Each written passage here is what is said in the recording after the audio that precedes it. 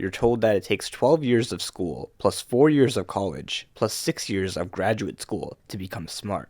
But what you actually become is homeless. That's not even a joke. But on the bright side, when you make a Reddit post about how you can't get a job, you can do it in perfect English. If you haven't guessed by the title, becoming smart is actually very easy. Even if you think your genetics make you dumb, if you compare yourself to every other animal, you're actually pretty overpowered. When people like you and me say we want to get smarter, it means a bunch of things. We want to learn useful skills, ideally skills that make money. We want to be good at solving problems, hopefully for money. We want to get better grades and learn difficult subjects to make more money, and also to flex on people. And lastly, we want to sound smart in conversation, just enough so people respect you, but not too much to the point where people think you're a nerd. The problem is, most advice on the internet is so vague and philosophical that even if it works, the only people who could actually follow it are Oprah and Socrates. And if you instead look for specific advice that you can actually try right now, this is what you get. Eat blueberries cause they're brain food. Drink black coffee. Exercise. Sleep more. Take IQ tests. Listen to classical music. These things sound good, but at some point you have to, actually learn stuff. Besides, even in the past, there have been some geniuses who've spent the whole day sitting at a desk, getting 2 to 4 hours of sleep a day. So what can you actually do to get smarter that's not just the same 6 brain hacks from a Facebook post copied and pasted from a WikiHow article inspired by a quote spray painted on a New York subway wall? The main thing you need to do is read. What kind of reading? It depends. Fiction is good for learning to read faster, and it gives you a better vocabulary. Also, if you read a lot of dialogue, it makes you feel like you have friends. But most people go straight for nonfiction, which indeed is the key to being able to casually drop interesting knowledge in conversations. For example, just by reading this book, you can come off to anyone in conversation as someone who knows history. The key is to not be obnoxious about it.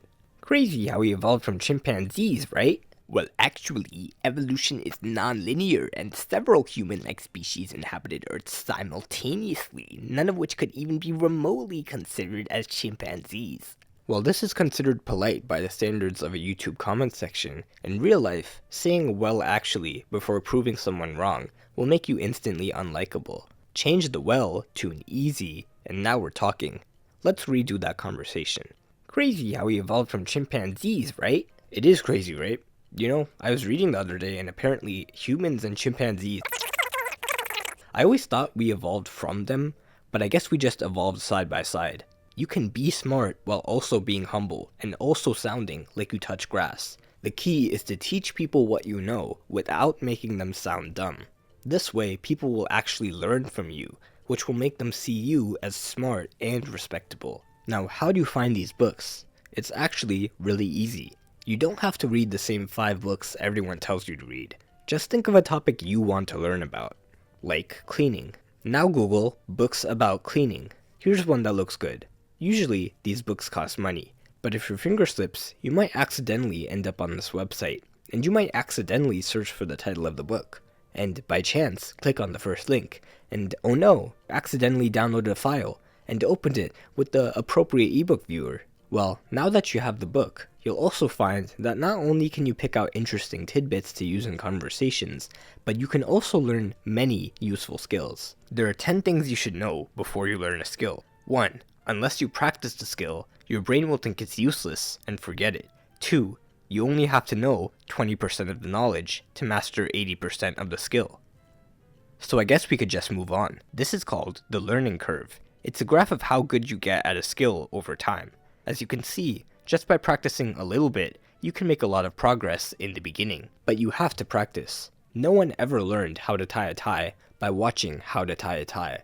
You only learn how to tie a tie by watching how to tie a tie while tying a tie.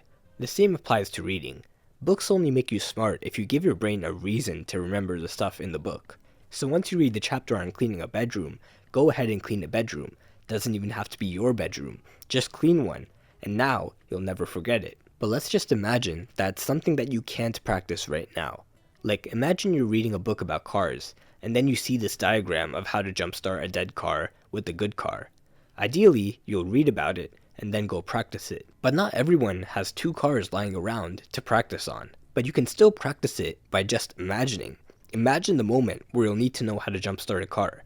Put yourself in the situation, find a video, and pretend that's your car. By imagining the whole process from start to finish, you just convinced your brain that you used all that information, and now you'll remember it. Meanwhile, the person who just looked at the diagram and tried to memorize it still won't know what to do if they ever had to jumpstart a car. This is how you get smart. Use everything you learn, and if you can't, imagine yourself in the moment where it'll be useful. This is basically how the entire school system works. You learn a piece of information, and because it'll be like 15 years before you actually use it, your teacher creates an imaginary situation where that information is useful. That is, a test. An exam that has questions on that exact piece of information, and if you get it wrong, you fail. Or in South Korea, you get prison time. Just kidding, that's only if you cheat. This is usually enough to make your brain at least attempt to remember the information. The only problem is, once the test is over, your brain says it's not useful anymore, and you forget it. Some people think repetition, or spaced repetition, or studying in intervals, or mind mapping will help them get better grades and learn faster. But in reality, doing practice questions will give you the most results, because they simulate the actual situation in which you'll need to use what you learned. If you don't have any practice questions, make your own, and convince yourself that the stakes are high.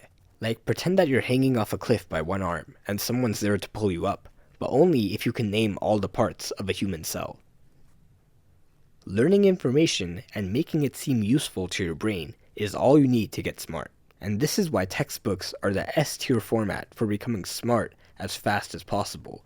There's no fluff, no hand-holding, no distractions, just pure information, and a bunch of practice questions. And if you can't solve them, you have to flip all the way to page XXXVVIII in the appendix to get help. Textbooks aren't for the casual learner, because it's not as fun as watching a YouTube video on the topic and forgetting it all an hour later. But if you're ever up to the challenge, there is a website you might accidentally end up on, where you could accidentally download free textbooks on any subject you want. But before you do that, I'm collecting donations in the form of subscribes to fund the next video.